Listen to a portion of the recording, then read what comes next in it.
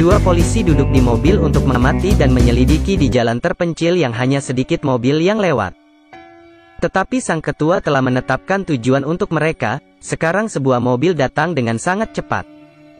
Tapi di tachometer hanya menunjukkan 97 km per jam, itu tidak melebihi standar kecepatan.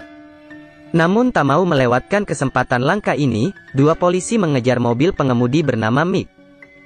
Dan Mick sangat yakin bahwa dia tidak mengemudi lebih dari 100 km per jam. Mereka tidak hanya memberikan denda kepada Mick, tetapi juga menghinanya sebagai lelucon. Setelah itu, mereka melarangnya untuk mengemudikan mobil. Mick hanya tersenyum dan melihat mobil polisi itu pergi. Kedua polisi merasa sangat gembira dan sambil mengejek Mick.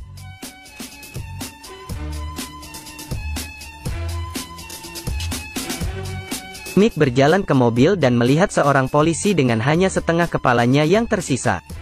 Dan seorang polisi mencoba merangkak ke depan. Mick menariknya kembali.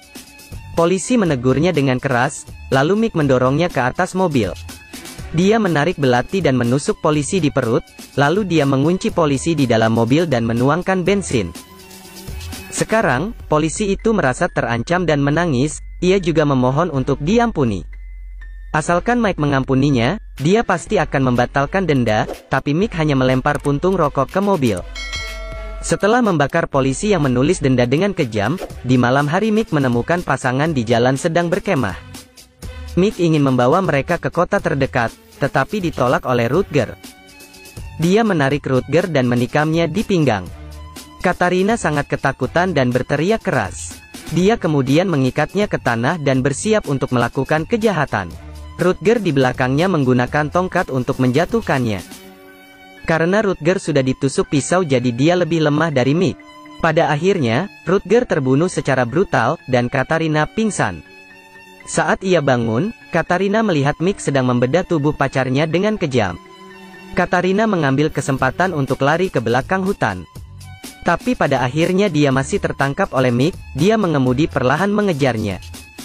Seolah-olah ini menjadi sebuah permainan berburu, Katarina akhirnya menggunakan pohon besar untuk bersembunyi dari Mick.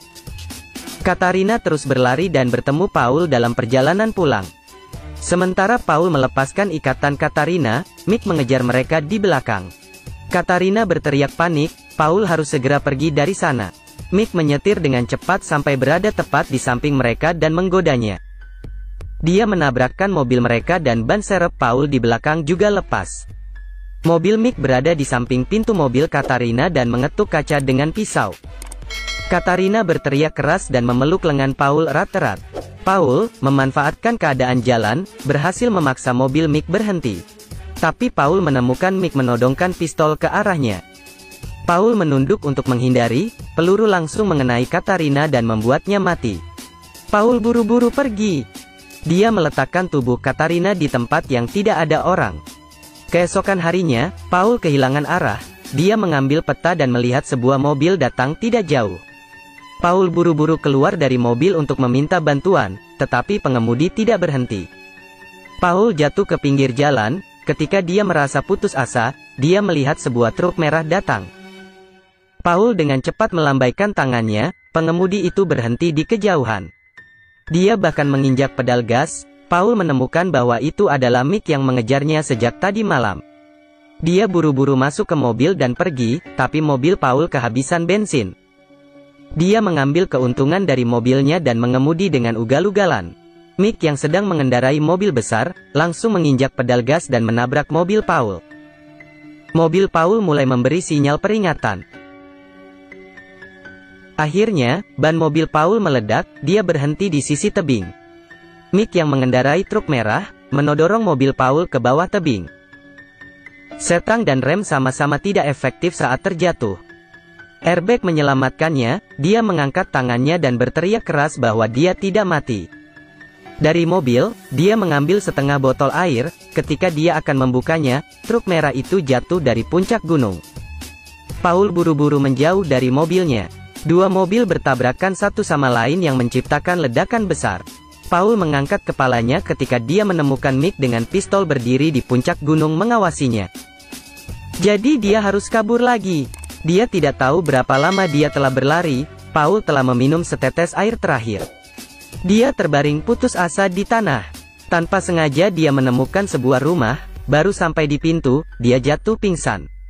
Ketika dia sadar, ia telah diselamatkan oleh pasangan tua. Mereka menceritakan bahwa di wilayah yang berjarak 10 km ini hanya ada satu rumah milik mereka dan belum ada telepon yang tersambung. Mereka membuat makanan untuk Paul tapi saat dia hendak makan, Mick berteriak keras di luar dan memaksa mereka untuk menyerahkan Paul. Pria tua itu mengeluarkan senapan berburu untuk memperingatkan Mick. Mick menggelengkan kepalanya dan pergi. Pria tua itu kembali ke kamarnya, berniat mengantar Paul ke kota. Ketika dia memasukkan kembali senapan berburu ke dalam kotak, dia menemukan sebuah pistol menghilang. Ternyata Mick berdiri di belakang sambil menodongkan pistol ke arahnya, ia tewas tertembak. Sang istri diancam dan lari ke pintu. Mick juga dengan brutal melepaskan 2 tembakan untuk membunuh sang istri. Paul melarikan diri dari pintu belakang, Mick mengikutinya dengan menunggang kuda. Paul diikat di kursi di ruang bawah tanah. Ternyata Mick adalah warga Australia.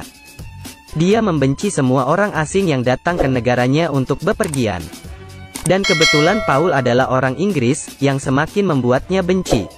Dia akan memotong lidah Paul dengan belati. Paul buru-buru menceritakan lelucon dan berhasil membuat Mick tertawa. Dia bahkan bisa menyanyikan lagu lokal yang populer, jadi Mick memutuskan untuk memberi Paul kesempatan. Dia hanya harus menjawab 5 dari 10 pertanyaan dengan benar. Dia akan membiarkan Paul pergi, tetapi jawaban yang salah akan membuat jarinya terpotong. Mick menanyakan tentang kejahatan Inggris terhadap Australia tahun itu. Meskipun Paul menjawab dengan benar, Mick tetap memotong salah satu jarinya. Ketika Mick hendak memotong jari kedua, Paul memohon padanya untuk memotong jari di sisi lain. Mick melepaskan ikatan tangannya yang lain dan memotong jari kedua. Sementara Mick menuangkan anggur, Paul menyembunyikan palu di bawah meja. Mick mengeluarkan gaun yang ia persiapkan untuk Katarina, tapi sekarang Katarina sudah mati. Jadi dia menyuruh Paul untuk memakainya. Saat ini, Paul mengambil kesempatan untuk mengeluarkan palu dan menjatuhkan Mick. Namun pada akhirnya dia tertangkap kembali oleh Mick. Ketika Paul bangun, dia terbaring di jalan. Kertas di tangannya tertulis pecundang. Wolf Creek 2 adalah tentang pasangan muda yang bepergian ke Australia. Setelah diikuti oleh pembunuh, cerita pengejaran terus berlanjut.